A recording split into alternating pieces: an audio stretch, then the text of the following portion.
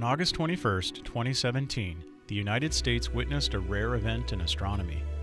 A total solar eclipse crossed over 12 states, and millions of Americans gathered together to watch the celestial show. My wife and I joined friends and colleagues, braved the traffic and the crowds, and witnessed an event of a lifetime. This is a short documentary of my journey. In astronomy, an eclipse describes when an object is blocking the view or is being blocked by another object. On Earth, this usually involves the sun and the moon, since they appear to move across the sky on a regular basis. The orbits of solar system bodies involve regular motions that sometimes create rare alignments between the bodies. As the moon orbits around the Earth, it does so in a way that is not exactly in the plane of the Earth's orbit around the sun.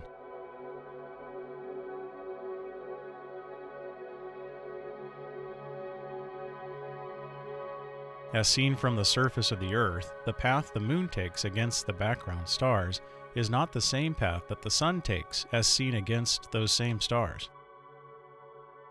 The moon's orbital path around the Earth is tilted a few degrees, so its regular motion around the Earth does not coincide with where we see the sun in the sky each day. However, the moon's orbital path around the Earth crosses the sun's path through the constellations, making it possible for the two bodies to occasionally be seen in the same place in the sky at the same time. The final piece of the puzzle is a bit of a cosmic coincidence, involving how the sun and moon are seen in the sky. In reality, the sun is much larger than the moon, but the distance to the sun is also much farther away from the Earth than the moon is, in just the right amount that the moon and sun will appear to be the same size as we see them in the sky. So, what makes a solar eclipse possible? When the location of the moon in its orbit is the same as where the sun is seen in the sky, a perfect alignment occurs. Combined with the matching apparent sizes of the sun and moon, it is possible for the moon to temporarily block our view of the sun, and, for a period of time, an eclipse occurs. To understand what you're about to see in this video, a quick lesson in eclipse mechanics is necessary. It is important to understand that eclipses are all about shadows. Incoming sunlight causes the Earth and Moon to cast shadows into space. When a perfect alignment occurs, with the Moon between the Earth and the Sun, the shadow of the Moon will strike the Earth. This causes a solar eclipse to occur, since locations inside of where the shadow strikes the Earth will not be able to see the Sun for a period of time. The moon's shadow is a bit complex since the sun is not a point source, but instead has a noticeable size when we see it in the sky. This causes the shadow to have two parts. The umbra is the innermost part of the shadow, where no portion of the sun is visible. And the penumbra is where only part of the sun is visible. During a solar eclipse, observers on Earth will have different experiences depending on what part of the shadow they are located within. Observers in the umbra will experience a total solar eclipse where, for a period of time, the sun is completely blocked from view by the moon. Observers in the penumbra will experience a partial solar eclipse where only part of the sun is blocked by the moon. Although there is a complicated set of circumstances that make eclipses possible, in general, a total solar eclipse occurs about every 18 months on average. However, since the Earth is constantly rotating, the location on Earth that receives the umbral part of the shadow will vary, and any specific place will have a total solar eclipse anywhere from 360 to 410 years on average. This means that unless you travel, sometimes great distances, you will probably not witness a total solar eclipse in your lifetime. But due to the great size of the penumbra, you will have the chance to witness many partial eclipses. So you may have heard repeated references to this eclipse as the Great American Eclipse and wondered why it was called this. We have already seen that total solar eclipses are rarely seen from any specific location on Earth, but that they occur somewhere on Earth about every 18 months. Due to the rotation of the Earth and the motion of the Moon in its orbit, the shadow will race across many locations along the surface of the Earth during an eclipse. This creates what astronomers call the path of totality, since it is the path of locations where the total solar eclipse will be seen. This path often crosses vast parts of the ocean and over multiple continents during a typical solar eclipse. But on August 21st of 2017, this path of totality crossed only the continental United States, starting with the Pacific coast of Oregon all the way down to the Atlantic coast of South Carolina. Sure, the United States has previous experience with total solar eclipses, but the last one to occur anywhere in the United States was in 1991, where the path of totality crossed just the Hawaiian Islands. And before that was 1979, when the path covered just a portion of the U.S. We must go all the way back to 1918 to find the last time an eclipse crossed the continental United States, a gap of 99 years. So, as you can imagine, this one was a big deal to the people living in the United States, especially those of us who are not old enough to remember the last time a total solar eclipse occurred this close to home. For me, this would be my first total solar eclipse. Sure, I've seen many partial solar eclipses and one annular eclipse, but never a total solar eclipse. As a professional astronomer, it feels like I had been waiting my entire life to witness a rare and special event such as this. I had been watching the calendar for decades, knowing that this eclipse would eventually come. For years, I spoke of this eclipse to my students, always with the feeling that 2017 was so far in the future that it seemed like a distant light at the end of a very long tunnel. But now, it was finally here. Eclipse mania captured the nation in the months and days leading up to the big show. There were websites dedicated to the eclipse, apps you could download to your cell phone, observational products such as camera filters, special solar binoculars, and eclipse viewing glasses. Plenty of public service announcements were made to inform the public of the correct way to view the eclipse, and even a tongue-in-cheek announcement from the South Carolina Emergency Management Agency warning about the possibility of lizard men becoming more active during eclipse totality. Apparently, lizard men are a thing in the swamps of the Deep South.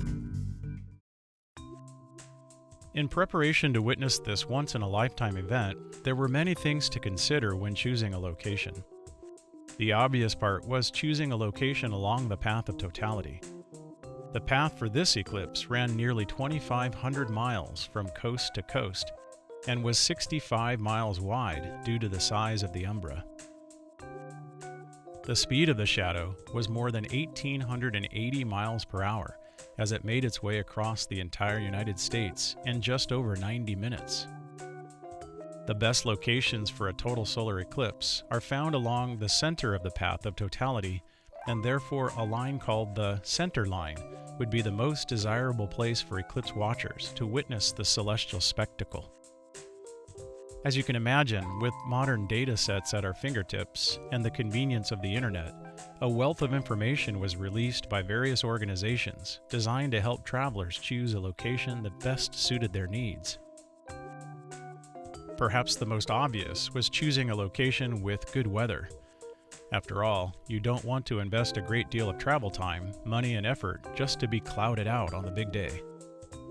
Annual weather averages were used to predict cloud cover along the path for the third week of August, combined with average precipitation for that time of year. The best locations were predicted to be the northwest part of the path in states like Oregon, Idaho, and Wyoming. States located in the southeast were usually cloudy and rainy this time of year, but had the largest population centers. The quickest driving routes to the center line of the eclipse, along with the average drive times, were published. Even estimates of the sizes of the crowds that might show up to witness the eclipse were made available. If you were flying to cities near the center line, a map of the average round-trip airfare was released, and if you were hoping to dine at a Waffle House restaurant during your eclipse trip, a map showing those locations was conveniently made available too. On the wacky side, if you were hoping to be with politically like-minded individuals, a map was published showing all of the counties along the path of totality and how they voted in the last presidential election. And if you were hoping to see if extraterrestrials were going to join you for the eclipse, there was a map for that. But my favorite was a map that showed your best chances of seeing both the eclipse and Bigfoot at the same time. Wait, what? Faced with this wealth of location information, it was decided that the Northwest United States would be the best place to go for the eclipse, largely because of the reliably good weather and normally sparse population. The group that I would be with decided that our best bet was Manan, a small country farming town in eastern Idaho, where the average weather conditions were favorable and the crowd sizes would be manageable. But perhaps one of the most important reasons for our choice was that one of the members of our group reached out to the son of a farmer, who agreed to provide us with private land just for us for 4 days, only 6 miles from Centerline. On the map, our choice of Manan, Idaho looked appealing. The town of 742 people is located just northeast of Idaho Falls and is part of a large stretch of farmland that covers most of the eastern part of the state. Google Earth showed that our camping spot would be at the south end of a wheat farm bordered by a tributary of the Snake River. Being just 6 miles from Centerline, for us the eclipse would start at 10:15 a.m., with totality beginning at 11:32 and lasting just 2 minutes and 16 seconds. The whole thing would be done just before 1 p.m. Yes, our group would be taking 3 days and traveling 900 miles to witness an event that would span only 3 hours, with the most important part taking only 136 seconds. Totally worth it. I have to say, the farm was beautiful. As a city boy my whole life, spending 3 days on a quiet country farm felt like paradise. The grassy southern edge of the farm was lined with tall trees and was surrounded on 3 sides by a shallow but fast-moving stream. To the north were acres of wheat that stretched as far as the eye could see. Each morning was chilly but not too cold and began with the sounds of the birds and rushing water, and the days ended with spectacular sunsets. There were 11 of us in our group, and the mood was festive the days leading up to the eclipse. Our group consisted of astronomers, police officers, doctors, computer programmers, and engineers, among others. But what we all had in common was a deep love of astronomy and a childlike excitement about the eclipse that was about to happen. Choosing the best spot to set up equipment was important. The day before the eclipse was spent examining the view of the sky, making sure that the trees wouldn't block our view during the eclipse. Telescopes were set up and aligned, cameras were placed on tripods with filters attached, and computers were tested to make sure that all would work as planned on the morning of the eclipse. After all, there was only one shot at this. It lasted only 136 seconds, and there was no opportunity for a do-over if something went wrong. By the end of the day, we were set up and ready. We were confident about our equipment and our choices of where to set things up. The only thing left for me to do was to worry about the weather. A week before the eclipse, forecasters began publishing computer models attempting to predict what the weather would be for the United States on the day of the eclipse. Now, as a scientist, I fully understand that weather models are complex and unreliable a week in advance. But I couldn't help but get nervous as the days went by. A roller coaster of nervous energy ran through me as each day the prediction changed. One day the predicted weather for Idaho looked awful, and the next it would be predicted to be clear. The day before the eclipse, the last forecast was published, and it showed mostly clear skies, but still a nagging chance for high clouds. Days before the eclipse, I gave some thought as to where we might go if the farm wasn't working out. Boise to the west, or Casper, Wyoming to the east were possibilities. But at this point, our equipment was set up, and we were committed to our location in Manan. All I could do was wait and watch the high clouds roll by as the eve of the eclipse was upon us. The night before the eclipse was spent polar aligning the telescope. It is important for the telescope to track properly across the sky, continually following the sun throughout the 3 hours of the eclipse. Alignment is done by locating the North Star, a star called Polaris, and aligning the telescope mount and tripod to precisely point at the star. This way, when the continual turning of the Earth makes the sun move across the sky, the telescope will track it, allowing a steady sequence of pictures to be taken without having to continually adjust the alignment of the telescope during the eclipse. By the time I went to bed, my equipment was ready. All the batteries for the cameras were charged, and a plan was in place. All that was left was to get some sleep. Needless to say, I hardly slept at all. Part of my insomnia was the excitement of the approaching day, but the other part was the repeated run-through of my mental checklist as I double and triple-checked my equipment and my plan in my head. Several times throughout the night, I peeked at the skies out the window of the RV and watched the high clouds occasionally move over the farm. It kept me awake. When dawn broke, I was already up. No need for an alarm on this morning. Immediately, I went outside and saw that the weather was crystal clear. I felt a wave of relief wash over me.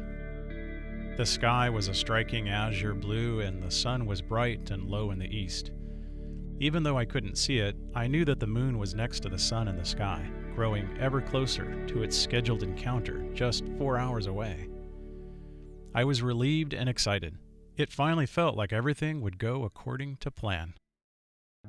The morning of the eclipse was festive. Those who had equipment set up spent time quadruple checking their gear, while others found the best spots for their lawn chairs.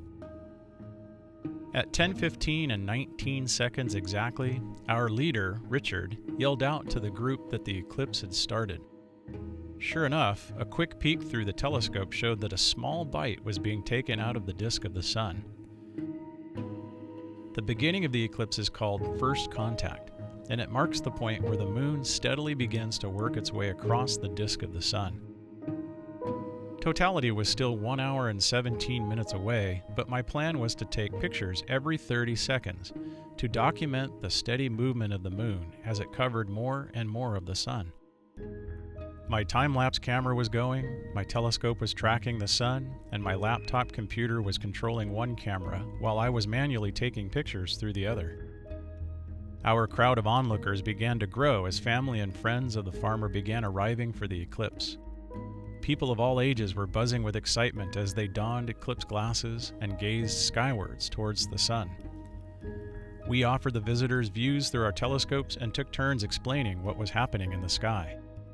They were genuinely excited with the activity, but in the back of my mind I wondered if our visitors were truly aware of what they were about to witness. A fun trick during eclipses is to make small holes in cardboard and project the sun onto some sort of a makeshift screen. Each hole behaves as a tiny pinhole camera lens and projects the eclipse disk of the sun. My wife Kelly had several cards made up the day before, and people took turns taking pictures as the eclipse grew deeper and deeper.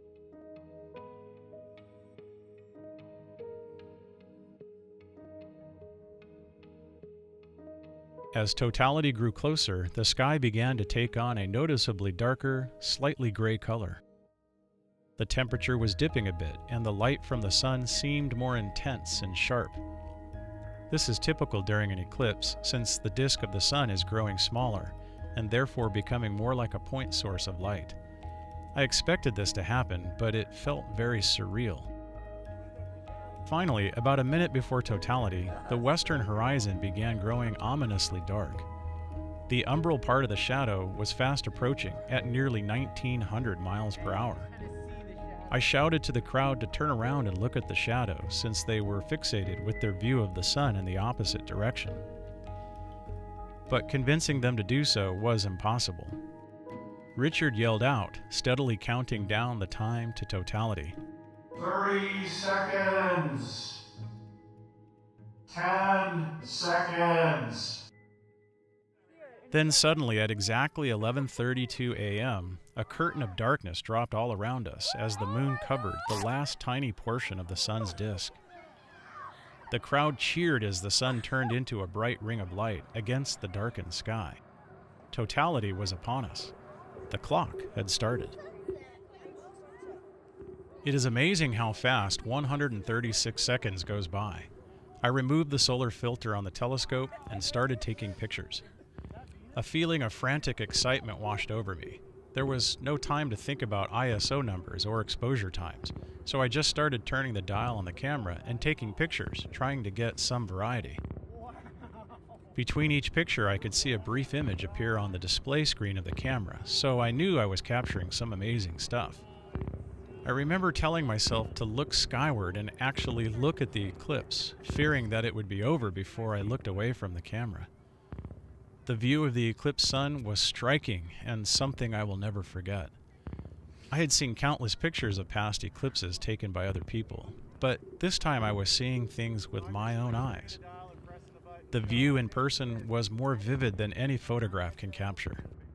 The eclipsed sun had a noticeable three-dimensional feel to it, and that it actually looked like the moon was in front of the sun.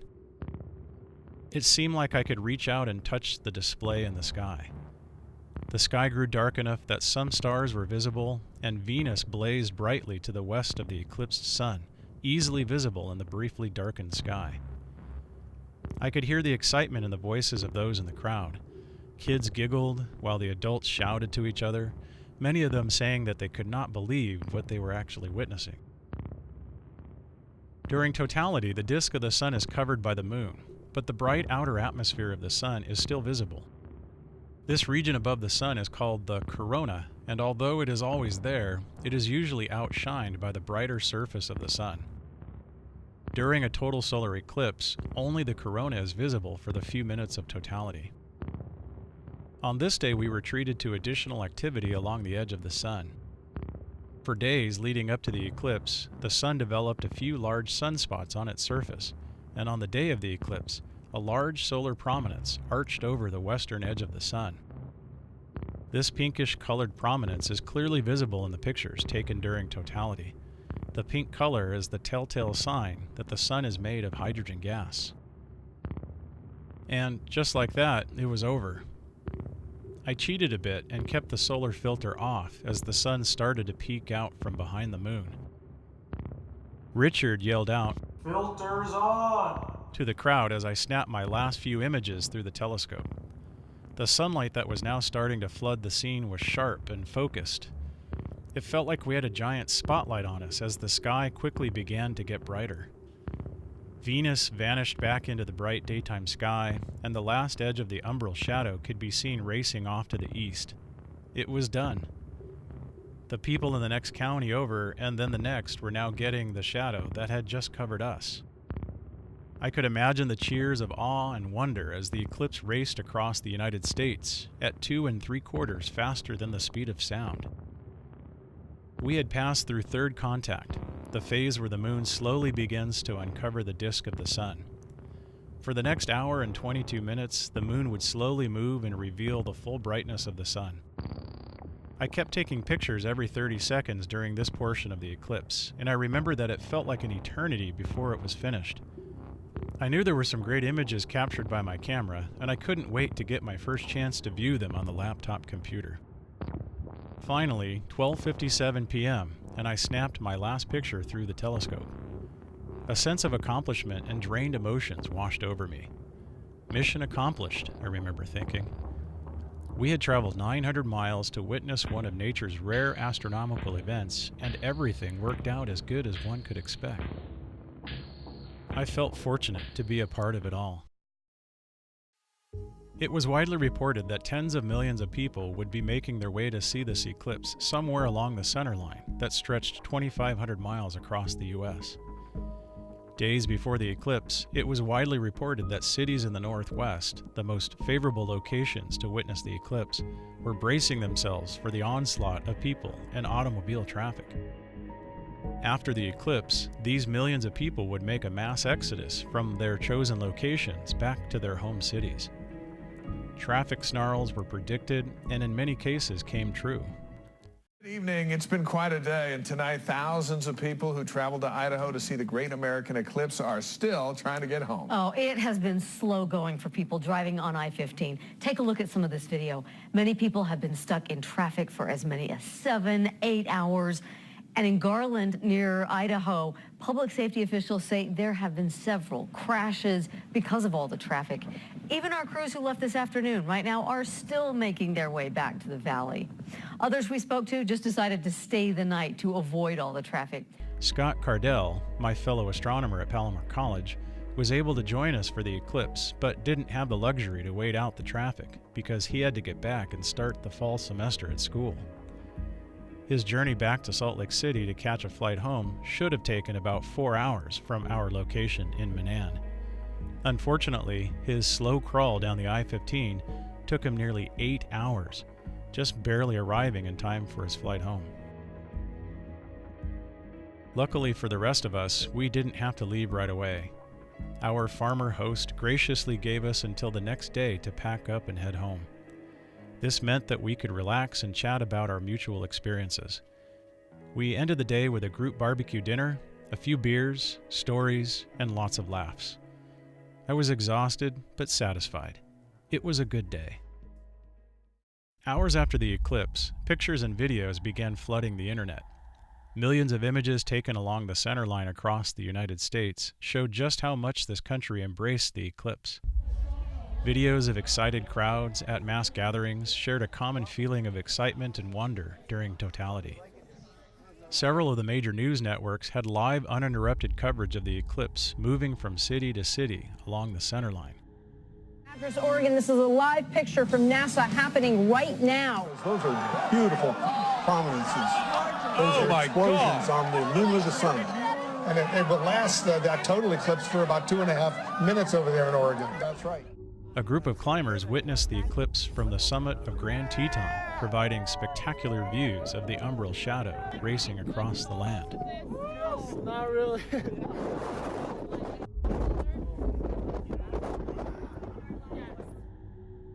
Groups of students across the United States launched cameras on weather balloons, capturing the eclipse from 80,000 feet.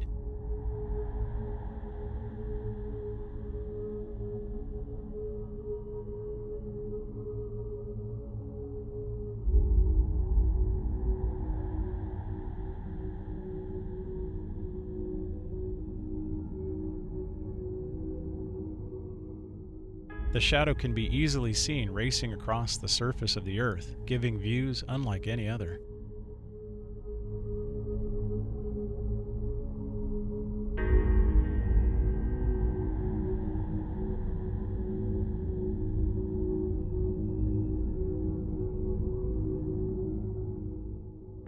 Even NASA turned the cameras of the Lunar Reconnaissance Orbiter towards the Earth during the eclipse, capturing a surreal view of what the eclipse looked like from the Moon's perspective. Days after the eclipse, experienced eclipse chasers and professional photographers began to publish their best images of Totality. Some of these pictures are truly spectacular and worthy of hanging on the wall, but none of them were taken by me. None of these pictures are what I experienced that day. Only my pictures can do that for me. But after sifting through my mountain of photographs, picking out the best ones, I can't help but feel like pictures alone can do justice to what I experienced that day. None of the pictures show exactly what I witnessed: the three-dimensional feel of the eclipse, the stark difference between dark and light, the feeling of excitement I felt seeing the shadow race towards me as the eclipse was about to begin. For me, the eclipse was an experience more than any one photograph can capture. For years in my classes, I have shown eclipse pictures that others had taken, hoping that nobody in the crowd would ask me if any of them were taken by me. After all, I had never seen a total solar eclipse, but there I was teaching them about this rare phenomenon. Now, with a sense of pride, and quite honestly a sense of relief, I can show them my pictures and share my experience, helping them learn and hopefully inspiring them to see one themselves someday. Watching this eclipse was a deeply important and memorable event for me.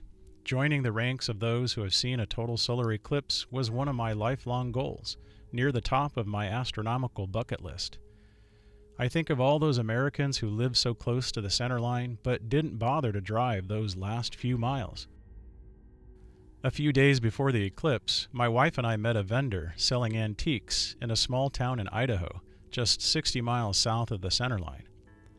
Chatting with him, I asked if he would be traveling to see the eclipse in a few days.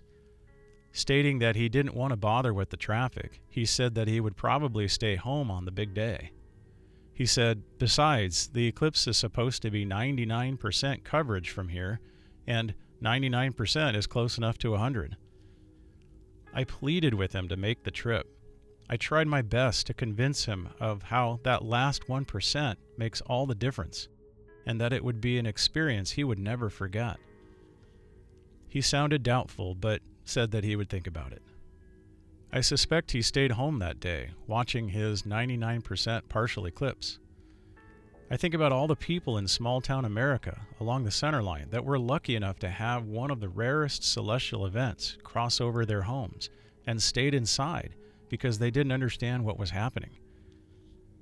My experience has led me to make it a goal in life to help these folks understand what they could be seeing and how they need to make the effort to see that last 1% coverage to totality.